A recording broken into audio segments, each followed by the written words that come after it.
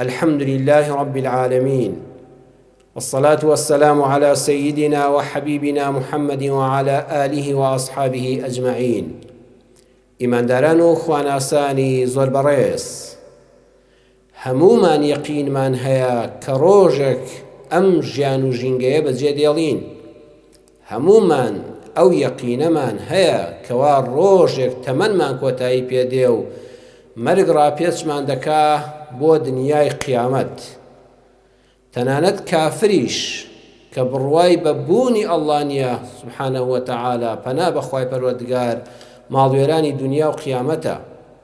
تەنانەت ئەو کەسەی کەوا بڕوای بە زیندووبوونەوەی قیامەت نییە، بڕوای بە پەیامی ئیسلامیش نییە، هێشتا لەگەڵ ئێمەدا کۆکە لەوەی کە ڕۆژێک دەمرێ. مردن ئەو حەقیقەت و ڕاستیەیە کەس ناتوانێت نکولی لێ بکە. هەموو ڕۆژێ، هەموو ساتەکان، هەموو کاتەکان لەبەر چاوی خۆماندا کە سوکارمان، هاوڕێ و ناسیاومان بێگانە و دوور، ناسراو و نەناسراو لەبەر چاوماندا لافیتەکەی هەڵدەواسرێ، هەواڵی مەرگی بڵاو دەبێتەوە. گۆڕستانەکان دەبینین، گۆڕستانی کۆن و نوێ. ئەوانە هەموو پێمان دەڵێن ئەی مرۆڤ، تۆش ڕۆژێک وەکو ئەوانە دەمری. مردنێک کە کاتەکەی دیاریکراو نییە، نە کاتەکەی دیاریکراوە، نە شوێنەکەی دیاریکراوە، بە گەنجی و پیری نییە. زۆر جار گەنجەکان زۆرتر دەمرن لە پیرەکان. زۆرمان بینیوە پیرێک بە ساڵاتچوویەک زۆرێک لە کەسوکاری ناسیاوانی دراوسێکانی ئەوانەی کە گەنج بوون لە دڵی خۆیاندا خۆیان ئامادە کردووە مام حاجی فڵان کەسی بە تەمەن دەمرێ و لە پرسەکەیە دەوەستین. بەڵام مام حاجی فڵان کەسی زۆر بە تەمەندایە، حاجی فڵان کەسی زۆر بە تەمەن کە چەند ساڵ بە تەمای مردنی بوون، بەهۆی زۆری تەمەن و نەخۆشیە زۆرەکانی هێشتا ماوە و چەند گەنج لەوانەی کە بە تەمای مردنی ئەو پیرە بوون ئێستاوە لە گۆڕستانن. مردنێک کە بە ساغی و نەخۆشی نییە. پزیشک هەبووە نەخۆشەکەی ئیزنداوە کە ئەم نەخۆشە بیبەنەوە ماڵەوە و بە زانستی پزیشکی ئەمە ئەمەلی ژیانی نییە. نەخۆشەکە چاک بۆتەوە، بەڵام پێش ئەوان دکتۆرەکە مردووە. هەیە لە ناو تەعزیەدا مردووە، بەخوا خەڵک بیندراوە لە ناو پرسەخانەدا لە کاتی خوێندنی فاتیحایەک بۆ مردوویەکدا خۆی جەڵدە لێداوە بەلادا هاتووە بە مردووی لە پرسەخانەکە بردویانەتە دەرەوە. بە ساغی لە ماڵەوە هات بۆ پرسە، بە مردووی لە پرسەخانەکە بردیانە دەرەوە. بە پێچەوانەشەوە هەمانە لە شاییدا مردووە. هەبووە لە کاتی گۆرانی وتندا مردووە، هەر لەم کوردستانەی خۆماندا مایکەکەی بەدەستەوە بووە لە حەفلە و لە ئاهەنگ و لە گۆرانی وتنە بەلادا هاتووە، هەڵیان ساندوتەوە سیرەکەن نەماوە.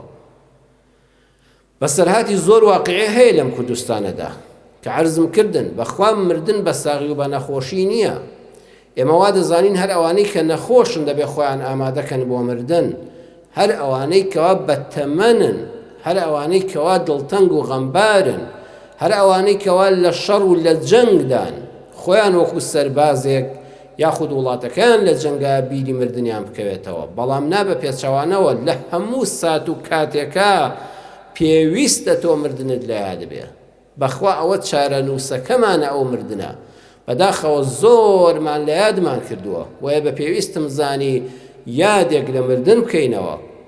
لەو بەسەرهاتانەی کەوا لە ناو کتێبە تۆمار کراوە لە گوندی هەرمێلەی چوارتا کە نزیکە لە چوارتاوە لە شارباژێر، کەسێک نەخۆش دەبێ، هاوسەرەکەی بە دیاریەوە دەبێ، کەسەکە بێهۆش بووە و هیچ ئومێدی ژیانی نەماوە. کات هاوین دەبێ بە دراوسەکەیان کە لەسەر ئیش دەگەڕێتەوەڵە فڵان کەس تکال لێ دەکەم بڕۆ بۆ چوارتا، بە نەرمەغار بڕۆ، بە هەڵەداوان بڕۆ، حتا دوکانەکانی چوارتادا نەخراون، بەڵکو کفن بێنی بۆ فڵان کەس. بەخوا ناگاتە شەو و دەمرێ، ئیتر وا لە ساتەکانی کۆتایی ژیانیدایە. ئەو کاتەش دراوسێتی و خزمەتی و کەسایەتی زۆر بەهێز بوو. ئەو کەسە چەندە خۆی ماندووە، ئەڵێ بەسەر چاو دادە فڵان کەس، هەر ئێستا دەڕۆم. بە گورگەلۆقە و بە نیمچە غاردانێک دەڕوا خۆی دەگەێنێتە چوارتا و بە پەلە کفنەکە دەخڕێ و دەگەڕێتەوە. تا دەگەڕێتەوە و نزیک شەو دەبێ ئەو کەسە وردە وردە دەم دەکاتەوە بەلۆکە ئاوی دەکەنە دەمەوە قەترە قەترە ئاوی دەدەنێ و بەیانەکەی وردە وردە وەزعی باشتر دەبێ بۆ ڕۆژی دواتر دەکەوێتەوە سەرهەستان و خواردن وردە وردە لە جێگا دێتە دەرەوە کەسەکە چاک دەبێتەوە کفن مایەوە سبحان الله لە ساغیدا ئەوەی کە چوو بوو کفنەکەی هێنابوو لەسەر ئیش گەڕابەوە ئەوەندە ساغ و سەلامەت بوو چاوەڕێی مردنی لێ نەدەکرا لە کتوپڕان نەخۆش دەکەوێت چەند ڕۆژێکی کەمی پێدەچێ و دەمرێ ئەو کفنەی هێنا بووی بە نسیب خۆی دەبێت هەر خۆی پێکفن دەکرێت گەورەی بۆ خۆی پەروەردگارە مردنەکان ئاوایە کفنی هێنابوو بۆ نەخۆشێک کەچی کفنەکە بە نسیبی خۆی بوو کە خۆی ساغ و سەلامەت بوو نووسەری ئەو کتێبە دەڵێ دوای 26 ساڵ لە نووسینەوەی ئەم بەسەر هاتە ئەو نەخۆشەی کە کفنیان بۆ هێنا هێشتا هەر زیندووە و ساغ و سەلامەتە ئەوەی کەوا کفنەکەی بۆ هێنا ئەوە 26 ساڵ لەمەوە پێش مردووە کفنی بۆ نەخۆش هێنا کەچی بە نسیبی خۆی بوو مردن ئەو چاڵە قوڵەیە کە لە ڕێگای هەموماندایە بەڕێگایەکە دەڕۆی چاڵێکی نادیار هەیە چاڵێکی قوڵە یەقینت هەبێ لەم ڕێگایەدا ئەو چاڵە هەیە ئێمە هەموو ڕۆژێ بە ڕێگاوین دەڕۆین ئەو چاڵەش دوو سیفاتی هەیە هەم نازانی کەی دەکەوێ ناوی هەم نازانی لەکوێ دەکەوێ ناوی نازانی ئەمڕۆ کە لە ماڵ دەڕۆیتە دەرەوە ئەم شۆکە هاتوویتەوە ماڵەوە لە ڕێگایەکەتدا ئەم چاڵە هەیە دەگەیتە سپەیشە و ئەگەیتە بەیانی ئەگەیتە مانگی داهاتوو ساڵی داهاتوو کەس نازانێ نازانی کەی دەکەوێ ناوی نازانی لەکوێ دەکەوێ ناوی جار هەیە چاڵەکە لەسەر جێگای خەوتنەکەتە جار هەیە لە مەیدانی جەنگایە بۆ کەسێک جار هەیە لەسەر قەرەوێڵەی نەخۆشخانەیەکە جار هەیە عەرزم کردن ئەوە لە ناو ئاهەنگ و شاییدایە هەیە لە پرسەخانەدایە هەیە لە کاتی شادیدایە هەیە لە کاتی شیندایە چاڵەکە هەیە دەکەوێ ئەو چاڵە قوڵەوە کە پێی دەڵێن گۆڕ دنیا بەجێ دێڵی بە خاکدا دەپۆشرێ مردن ئەو یەکسانیەیە کەوا فەرق و جیاوازی کەس ناکە ئەمە دوو ڕاستین بڕێزان جوان گوێی بۆ بگرن مردن چاڵێکە لە ڕێگاماندایە یەقینمان هەیە کە دەکەوینە ناویەوە بەڵام نازانین هیچ کەس نازانێ غەیری ئەڵڵا کەی دەکەوێەوە ناویەوە و لەکوێ دەکەوێ ناویەوە ئەوەی بۆت دیاری کراوە هەم کاتەکەی و هەم شوێنەکەی بەس لە زانستی ئەڵڵادا سوبحانەهو وەتەعالە و خۆشی دیاری کردو بەخوا خۆشی لێ ناپارێزرێ یەکسانیشە جیاوازی لە نێوان هیچ کەسێکدا ناکە ئەو یەکسانیەی کە هەموو ئازادی خوازانی دنیا هەموو ڕێکخراوەکان حیزبەکان خەباتی بۆ دەکەن دەیە ها کتێب و مجەلەدات کتێبی لەسەر نووسراوە وەڵڵاهی ئەو ئازادیە ڕاستەقینەکەی بەس لە مردنایە جیاوازی لەگەڵ کەس نییە کەس ناخوێنێتەوە پلەداری بێپایەی دەوڵەمەندی هەژاری ڕەحمەتی خوا لە مامۆستا مەلاغەیبی پێنجوێنی بێ کە لە فرمێسکی گوڵدا لە پەخشانە شعرەکەیدا بە ناوی فرمێسکی گوڵ لە لاپەڕی 35 لە بەشێکی پەخشانە شعرەکەیدا دەڵێ ئەم تەمەنا وەک ڕێگایە وا نەزانی بێ کۆتایە چاڵی مەرگی لە ڕێدایە تۆ هەر دەڕۆیت و نازانی لەکوێدایە هاکە پیایدا کەوتیتە خوار بۆ دۆڵی هەزار بە هەزار بۆ گۆڕی تار بۆ لانکی دوو پشکومار بزانە ژینت خەندە بێ یاخود کەسەر بزانە ژینت خەندە بێ یاخود کەسەر کاڵای بێنازی بپۆشی یا تاجی زێر بنیتە سەر خوانت برنجی عنبەر بێ یا نان و پیاز و کەوەر فەیلسوف بی یاخود لە دنیا بێ خەبەر ڕێگەی ژینت دەبڕێتەوە و هێندەت زانی تیغی مەرگت لە ناو چێلانی ئەجەلدا بۆ هاتە دەر چۆن دەخەوی ئاواش دەمری چۆن هەڵدەسی ئاواش لەو خاکە دەیتە دەر ئەی نازانی وتیان بە نوح ئەرێ پیری پێغەمبەران تەمەنی زۆرت بردەسەر دنیات چۆن هاتە بەر نەزەر فەرمووی خانووی دوو دەرگا بوو لەمیانەوە هاتمە ژوور و لە ئەویانەوە چوومە دەر بەخوا وایە بەخوا هەمومان وا ئەزانین بەس لەم دەرگایە هاتین و نەمانزانی ئەم تەمەنە چۆن تەواو بوو. ئێستا من جەنابتان بیسەران و بینەرانی ئەم وتارە هەر یەکێک سەیری خۆی کە دەڵێ بەس ئەم ڕۆژیاوین، تەمەنی ڕابردوو ئەڵێ ڕۆژێکە لە بەرچاومان، لەم دەرگایەوە هاتین، لەم دەرگایەوە چووینە دەر. جوو جۆر مردنمان هەیە، لە ڕواڵەتە هەمومان مردین و چووینە چاڵەکەوە، بەڵام لە ڕاستەقینەدا دوو جۆر مردنمان هەیە. یەکەم مردنی ناشرین، پەنا بەخوای پەروەردگار. مردنی ناشرینیش دوو جۆری هەیە. یەکەم هەموو خەڵک نەفرەتی لێ دەکەن، بە خراپە باسی دەکەن، کەس دانی خێری پێدا نایەنێ. کەسێکە بە خراپە ژیاوە، دۆستی کەس نەبووە، لە ناو کارێکی نەشیا و قێزەونی شامردووە، کەس شانازی پێوە ناکە. یا ڕەبی خوا بمان پارێزی. زۆر کەس هەیە کە دەمرێ کە سوکارەکەی لە ڕوویان نییە پرسەی بۆ دانێن و خەڵک سەرخۆشیان لێ بکە. ئەوەندە مردنەکەی ناشرینە. ئەوە جۆری یەکەم. جۆری دووەم لە مردنی ناشرین کەسێکە پرسەی زۆر قەڕەباڵغە، مردنەکەی بە دنیادا بڵاو دەبێتەوە، بە هەزاران خەڵک بەشداری پرسەکەی دەکەن، بە هەزاران بروسکەی پرسەنامەی بۆ دێ، پەیکەر و وێنەی بۆ هەڵدەواسرێ، لافیتەکانی شوێن نییە هەڵواسرێ بۆ ئەوەی هەموو کەس خۆی بنوێنێت کە بەشداری خەمی بنەماڵی فڵان کەسم. مەلای دەعوەتخۆری دینفرۆش، ئەندامانی ناوچەولەق، شەڕیانە لەسەر ئەوەی چێ نوێژی لەسەر بکە. بەخوا مەلامان بینیوە شەڕیان بووە لەسەر ئەوەی لەسەر ئەو خوانە ناسە نوێش بکەن، هەمووی خۆ دەباتە پێشەوە.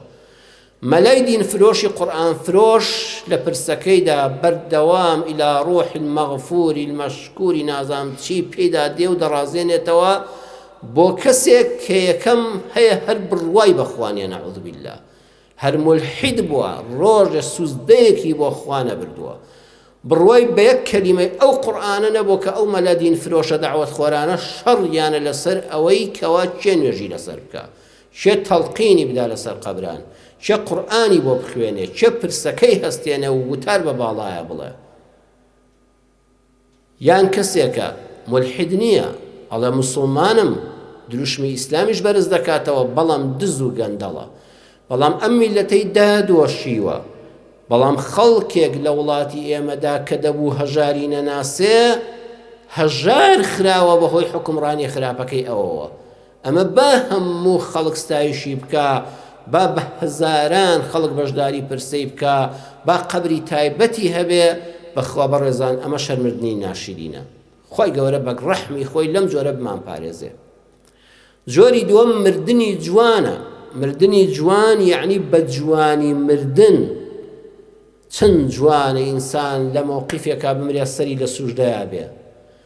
لەوە جوانتر ئەوەیە کە مردنەکەی پێغەمبەر بێ صلی الله علیه وسلم سەری لەسەر سنگی هاوسەری ئازیزی بوو. یەکێ دەپرسێت جوانترین مردن چییە؟ لە ڕێبازی پێغەمبەر صلی الله علیه وسلم جوانترین مردن ئەوەیە لە ناو ماڵی خۆتا لەسەر ئامێزی هاوسەرت، پیاوێک لەسەر باوەشی خێزانی، ژنێک لەسەر باوەشی هاوسەرەکەی بمرێ. ئەمە جوانترین جۆری مردنە. ئەمجا لە دوای ئەوە کەسێک لە سوژدەیە دەمرێ، هەبووە لە ناو سوژدەیە مردووە، هەیە لە کاتی تەوافا مردووە، هەیە لە عومرە مردووە، هەیە لە دوای تەواوبوونی حەج لە عەرەفاتا مردووە. پەنا بەخوای پەروەردگار هەشە پێچەوانەکەی. ئەمە مردنە جوانەکانن. ئەم مردنە جوانە خوا بە نسیبمانکە. ئەمە ڕۆیشتنە بەرەو بەهەشت، ئەمە حەسانەوەیە. جابا کەس نەیناسێ، بەخوا هیوا هەیە ئەم مردنە جوانەی هەیە، بەڵام کە دەمرێت کەس نایناسێ مەگە عایلەکەمەکەی خۆی نەبێ. بەخوا خەڵک هەیە کە دەستیە پرسەکەی دە کەس لە پرسایدا نەنیشتووە، بەڵام یەکێکە لەو کەسانەی مردنەکەی جوانە، ڕۆی بەرەو بەهەشت سەرفراز بوو. با کەس پرسە نامە نەنێرێ، با هیچ مەلایەک ئامادە نەبێ نوێژی لەسەر بکا و لەگەڵی بچێتە سەر قەبران، با کەس قورئانی بۆ نەخوێنێ، خۆی جوان مرد. ئالێرەدا پرسیارە گەورەکە بۆ من و بۆ تۆی موسڵمان دروست دەبێ و حەقە بیکەین، چێ بە جوانی و بە پاچی دەمرێ؟ قورئان وڵامی ئەو پرسیارەمان دەداتەوە، دەفەرمێ الذين تتوفاهم الملائكة طيبين يقولون سلام عليكم ادخلوا الجنة بما كنتم تعملون. سورة النحل آيات 32. ئەو کەسانەی کەوا فریشتەکانی خوای پەروەردگار دێن بۆ لایەن بە پاچی پێیان دەڵێن سەلام عەلەیکم. جا سەلامون لێرە بە نەکیڕەیی هاتووە، یعنی هەرچی سەلام و ئاشتی و خێر و بەرەکەتی خوا لەسەر تۆ بێ. بە سڵاوکردنەوە بە سەلامکردنەوە ڕوحەکەیان لێ وەردەگرن. سڵاوی خوا لێبێ ئەی فڵان کەس، پیاوی یان ژنی کوڕی یان کچی، بە تەمەنی یان گەنجی ساغی یان نەخۆشی، یەک سەلامی جوانی لێ دەکەن و ڕوحەکەی لێ وەردەگرن. هەر لەوێش موژدەی ئەوەی پێدەدەن، ادخلوا الجنة بما كنتم تعملون. بەو کردارانەی کەوا کردت فەرموو ئەوە بەهەشتت بۆ ئامادەکراوە، ئەوە شوێنەکەتە، ئەوە وێنەکەتە. لە خۆشی بینینی ئەو شوێنە بە ئاسانی ڕوحەکە لە لاشت دێتە دەرەوە. خوا بە نسیبمان کە. بەڵام یەکێ دەپرسێ بەهەشت بما كنتم تعملون هی بەرهەمی کردەوەمانە؟ بەڕێزان دوو شت هەیە، هۆکار هەیە و نرخ هەیە. هەموو عیبادەتەکانی ئێمە، ئەم ئیمان و خواناسی کەوا کردومانە، ئەم تاعەت و عیبادەتە، ئەم نوێژانەمان، ئەم جومعە و جەماعەتە، ئەو ڕۆژی ڕەمەزانە، ئەو حەج و زەکات و بەخشینە، ئەو قورئان خوێندن و خەبات بۆ ئیسلامە، هەر هەمووی هۆکارە بۆ چوونە بەهەشت، نەک نرخی بەهەشت. هەمووی تەنها هۆکارێکە، ئەینە نرخی بەهەشت نییە. جا لێرەدا پێم خۆشە لەسەر وشەی طەیبین بوەستین. طەیبین بە معنای ئەوەیە ئەو فریشتانە زۆر پاک و بۆن خۆشن. واللهی بە بینینی دیمەنی ئەو فریشتانە ئینسان ئازاری ڕوح دەرچوونی لەسەر کەم دێتەوە نامێنێ. فریشتەکان زۆر بۆن خۆشن، زۆر پاکن، زۆر سیما جوانن کە دێن بۆ لامان لە کاتی مردنە. بۆ ئینسانی ئیماندار مردنەکە مردنێکی پاک و جوانە. طەیبین یعنی ئەوانەی بە جوانی دەمرن. عرضم کردن لە ئامێزی حەڵاڵی خۆیاندا، وەکو پێغەمبەری خوا صلی الله علیه وسلم لەسەر سنگی خاتو عایشە دەمرن، یان لە سوژدەدا، یان لە قورئان خوێندندا، یان لە مەیدانی جەنگ و جیهادی کافراندا، وەکو سەحابەکانی پێغەمبەر صلی الله علیه وسلم، یاخود لە کاتی شەو نوێژ و دوعای شەواندا، یاخود لە کاتی خێر و سەدەقەکردنە، هەیە پارەی بردووە بۆ ماڵە فەقیر و هەژار لەو ڕێگایەدا مردووە، یاخود لە کاتی حەج و عومرە و لەو مەکانە پیرۆزانەدا، دوای پابوونەوە لە گوناهەکان، دوای تەوبە. یاخود مرۆڤەکە کە خۆی دەمرێ پاکە، مرۆڤێکی بڕواداری ئیمانداری پاکە. ئایا شێ لەو کەسانەیە کەوا مرۆڤێکی طەیب و پاکە، فریشتەکان سڵاوی لێ دەکەن، سەلامی لێ دەکەن و یەکسەر موژدەی چوونە بەهەشتیشمان پێ دەڵێن. خوا لەو کەسانەمان حیساب کە. لەم وتارەدا باسی دوو سیفەتیان دەکەم، ئەوەی تری هەڵدەگرین بۆ وتاری داهاتوو ئینشاء الله تعالى. هەر لە تەفسیری ئەم ئایەتەی ژمارە 32 سوورەتی النەحل دەڕۆین، وەڵڵاهی حەقا چەند وتاری لەسەر بدەین. لێرەدا ئاماژە بە دوو سیفەت دەدەین. هەر کەسێ ئەم دوو سیفەتەی تێدا بێ، بەویستی خوای پەروەردگار بە ڕەحمی خوا لە ڕیزی ئەو طەیبانە دەبێ، لەگەڵ ڕوح دەرچوونیا فریشتەکان موژدەی بەهەشتی دەدەنێ. ئیتر تۆ ڕزگارت بوو، وەڵڵا لە ئێستاوە خەم لە هیچ مەخۆ، بەس خەمی ئەوەمان بێت لەم ڕیزە بین. خاڵی یەکەم عەقیدەی پاک. عەقیدەی پاک یەکەمیان نیشانەی عەقیدەی، یەکەم نیشانەی عەقیدەی پاکەوەیە تەنها هیوا و ئومێدت بەخوا بێ. واللهی یەقینت هەبێ کەمتر لە مسقالە زەڕە، لە قازانج و لە زەرەر، لە خۆشی و بەدبەختی، هەر هەمووی بەدەستی ئەڵڵا نەبێ، غەیری ئەڵڵا دەسەڵاتی کەمتر لە مسقالە زەڕەی نییە لە ژیانی تۆدا. عەقیدەی خاوێن ئەوەیە، خوایە تەنها ئومێدم بە تۆیە، خوایە پشت و پەنام تەنها تۆی. وەڵڵای ئەگەر کەسێک یارمەتیم دەدا، ئەگەر هەژارم و کەسێک خێرم پێ دەکا، ئەگەر گرفتارم و کەسێک قسەیەکی خۆشم بۆ دەکا، کە ئیشێکم لە دایرەیەکە ناڕۆ، کەسێ هاوکارم دەبێ، خودایە ئەوە هەمووی هی تۆیە. یعنی لەگەڵ هەموو شتێکە بەس خوا دەبینی. ئەمجا سوپاسی ئەو کەسەش دەکەی کە خوا ڕەخساندوویەتی و هاوکاری کردووی بێ وەفانی بەرامبەری. دووەم نیشانەی عەقیدەی پاک بە شەریعەتەکەی خوا نەبێ ڕازینی. دوو تەرازوو هەیە، ئەمە شەریعەتی خوای پەروەردگار، قورئان و ڕێبازی پێغەمبەر صلی الله علیه وسلم، منهەجی ژیانت بێ، ئەمەش غەیری ڕێبازی ئیسلام، کامیانت دەوێ؟ بڕواتان هەبێ خەڵک هەیە پێنج فەرزە لە مزگەوتە، ئەمەی دووەمیانی دەوێ، بێدینیەکەی دەوێ.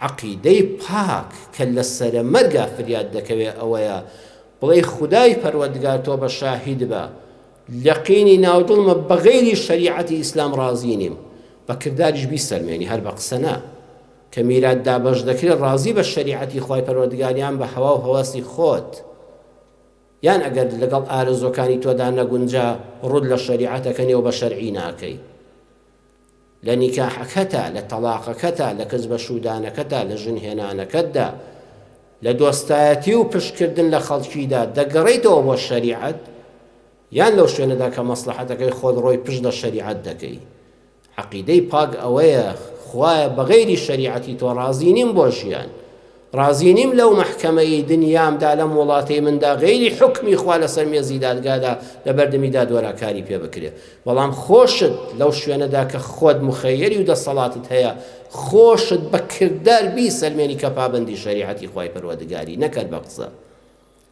سێم نیشانە لە نیشانەی عەقیدەی پاک دایمە قیامەتت لەبیر بێ بەخوا کاتێک کە نوێژەکەت فەوتا چۆن دەوڵەمەندێک بازرگانێکی گەورەی لەدەست دەچێت چەندەها ملیۆن دۆلار لە یەک کاتا دەتوانێت ببێتە خاوەنی بەڵام لەدەستی چوو ئەو کەسەی کە پارەی چەند خۆش دەوێ و ئیش و کاری پەیداکردنی پارەیە و بازرگانێکی گەورەیە کاتێک ئەو ملیۆن دۆلارانەی لەدەست دەچێت چەند خەمبارە واللهی ئینسانی عەقیدە پاک یەکێ لە نیشانەکانی ئێوە ئەوەندە خەمی لەدەستچوونی عیبادەتێکێتی کاتی ڕەمەزان ڕابردووە لەبەر نەخۆشی ڕۆژێکی بۆ نەگیراوە چۆن قرچە بە جەرگیا دێ خواخوایەتی زووتر بیگرێتەوە و ئەو فەرزە خوایی لەسەر لاچێ کاتێک کەوا دەست بۆ هەشتێک دەبات لە خوا هەیە والله پێ لە مێرولەیەک دەپارێزێ پێی لێنێ والله وا بەهارە و دەچێتە ئەو دەشت و دەرانە باوەڕتان هەبێ خۆی لە شکاندنەوەی لە قەدارێک دەپارێزێ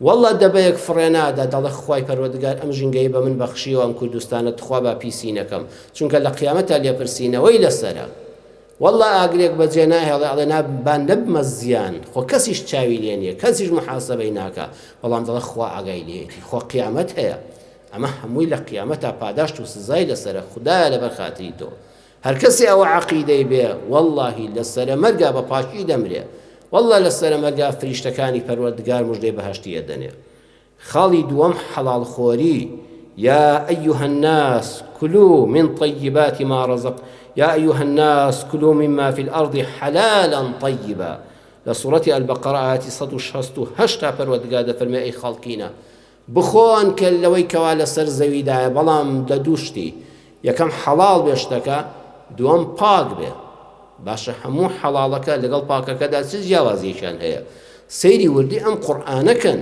ئەم قورئانە وشە بە وشەی مانای ژیانمان پێ دەبەخشێ بەڕێزان حەلالەن ئەبێ شەرع شتەکەی حەڵال کرد بێ هەر کەسێک خواردنەکەی هەم حەڵال بێ هەم طەیب بێ یەقینی هەبێ دەچێتە بەهەشتەوە بەخوا خۆشە کاتێک کە دەگەیتە سەرە مەرگ سەیری مێژووی ڕابردوود دەکەی ئیلاهە العالەمین سوپاست دەکەم والله دەتوانم سوێند بخۆم دینارێکی حرام لە ماڵەکەمدا نییە هەر ئێستا لە کاتی بیستنی ئەم وتارەدا سەیرێکی مەلەفی ژیانی خۆت بکە موچەیەکی بندیوار لە ماڵمدا نییە معاملەیەکی غەششاوی لە ماڵمدا نییە وڵای دەستبڕینی موسڵمانێک لە ماڵمدا نییە شکم نایە فێڵم لە کەسێک کردبێ پێم شک نایە کرێکاریەکم کردبێ مامەڵەیەکم کردبێ شتێکم فرۆشت بێ حەقی بەرامبەرم نەدابێ والله خوایە سوپاست دەکەم کە ئەوەی هەمە حەڵاڵە سوپاست دەکەم بیرم نییە پاروی حرام لەم گەدەیەمدا بوو بێ پارەی حرام نانی حرام پاروی حرام لەم دەمە چوبێتە ئەو دیەوە بەخوا مهمە بەخوا دەوڵەمەندی ئەوەیە کاتێک کە دەگەیتە لێواری مەرگەوە سەیری ڕابردووەکەی خۆت دەکەی دڵت بە خۆت خۆش بێ سوپاس بۆ خوای گەوری یەک پاروی حرام نەخواردووە یەک دیناری حرام نەهاتۆتە ئەم ماڵ و سایە و سێبەرەی منەوە سوپاس بۆ خوا منداڵەکانم بە حەڵاڵی پەروەردەکردن ئەوەی بۆیان بەجێ دێڵم هەمووی حەڵاڵ و پاکە و خوایە هەمووی دەچێتە سەر تای تەرازوی خێرم چونکە بە عەرەقی نێوچەوان بە ڕەنجی شان بە هەوڵ و هیمەتی خۆم پەیدام کرد و تۆ پشتیوانم بووی حەلالەن شت هەیە حەڵاڵە بەڵام طەیب نییە چۆن با ڕوونی کەینەوە گۆشتی بەرە حەڵاڵە بەڵام کاتێک کەوا کەسێک دەیدزێ لە کەسێک ئەم حەڵاڵە طەیب نییە گۆشتی بەراز پیسە بە نەستی قورئان حرامە کەسێکی تر گۆشت بەرازەکە دەخوا، کەسێکی تریش لە ملاوە دانیشتووە گۆشت بەرغ دەخوا. بەڵام ئەم گۆشت بەرخەوەکو ئەو گۆشتە بەرازە پیسە بۆ چونکە ئەو کەسەی گۆشت بەرخەکە دەخوا کە خوا حەڵاڵی کردووە دزیویەتی لە کەسێک. چاو لێ ئەوەی گۆشت بەرازەکە دەخوا پیسە، حرامە. ئەمەی گۆشت بەرخەکە دەخوا لە خودی خۆیدا گۆشت بەرخەکە حەڵاڵە بەڵام طەیب نییە چونکە دزی کردووە لە کەسێک، چونکە غەشی کردووە لە کەسێک. کەسێک عەرەق دەخواتەوە کە خوا نەفرەتی لێ کردووە و نەفرەت کراوە لە دە کەس کەوانەی بەشداری دانانی ئەو بتڵە عەرەقەن لەسەر ئەو مێزە، کەسێکی تریش لەم لاوە شەربەتی حەڵاڵ دەخواتەوە، حەڵاڵە. بەڵام ئەو شەربەتە حەڵاڵە وەکو ئەو عەرەقە حرامە بۆ ئەمیان. بۆ چونکە ئەو پارەی ئەم شەربەتەی لەسەر ئەو مێزە پێکڕدراوە پارەی غەشە، پارەی دزراوی میلەتە، پارەیەکە کەوا بە لرفی لێداوە. پەرلەمانتارێکە، وەزیرێکە، چەند ساڵە لەخوا بەزای بەخۆ هەر حکومەت نەماوە، خۆ هەر پەرلەمان نەماوە، ئەمیش بە دەستنوێشەوە وەری گرتووە و ئازانێ عەرەقی نەخواردووە. مادام هیچ ڕەنجێکت لەم وڵاتەدا نەداوە، هیچ خزمەتێکت بەو کەسە نەکردووە کە دەنگی پێداوی، کە متمانەی پێبەخشیوی، کە دیواخانێک باشترە لە پەرلەمانێک کە ئەو سەدان خەڵکە تێیدا مانجی 7 ملیۆن 8 ملیۆنە 10 ملیۆن ئەو هەموو حیمایە وەردەگرن لە بەغال لە هەرێم نازام لەکوێ کاکەی حەڵاڵن حەلالن طەیبەن مەڵێ وەڵڵاه خۆ من نەمدزیوە. ئاخر غەشە چونکە لە مقابلی ئەو پارە زۆرەدا تۆ هیچ خزمەتێکت پێشکەش نەکردووە. وەیە ئاگادار بین هەر کەسێک نانی حەڵاڵی خوار بێ، پارەی حەڵاڵی هێنابێتەوە بۆ خۆی و ماڵ و منداڵ و سەرسفرەی یەقینی هەبێ لە طەیبینە. ئەوەی تری هەڵدەگرین بۆ وتاری داهاتوو ئینشاءالله. داواکارم لە خوای پەروەردگار یا ڕەبی خوایە مردنێکی جوانمان بەنسیب بکەی. یا ڕەبی خوایە لەو کەسانە بین کەوا لە سوورەتی ئەنەحل ئاەتی 32دا فریشتەکان لە سەرە مەرگا سڵاومان لێ دەکەن و موژدەی بەهەشتمان دەدەنێ. خوایە کردەوەکانمان بای ئەوەندە نین، تۆ بە ڕەحمی خۆت ئەو لوتفەمان لەگەڵ بکەی، ئەو مردنەمان پێ ببەخشی. یا ڕەبی خوای مردنێکی جوان و پاکمان پێ ببەخشی. یا ڕەبی خوای هیدایەتمان بدەی بە جوانی بژین، بە پاچی بژین بۆ ئەوەی بە پاچی بمرین. لە مردنی ناشرین و ڕێبازی خوانەناسان یا ئەرحەم الراحمین بمان پارێزی، شیفای نەخۆشەکانمان بدەی، دڵبەخەمەکانمان دڵخۆشکەی، گرفتارانمان لە گرفتەکانیان ڕزگارکەی، منداڵمان ساڵحکەی، ئەوانەی نیەتی پیان بەخشی. یا ئەرحەم الراحمین کوردستانمان پارێزی، دەرگایەکی ڕەحمەت لە میلەتی کوردی موسڵمان لە هەر چوار پارچەکەی بکەیتەوە. آمین آمین آمین والحمد لله رب العالمين.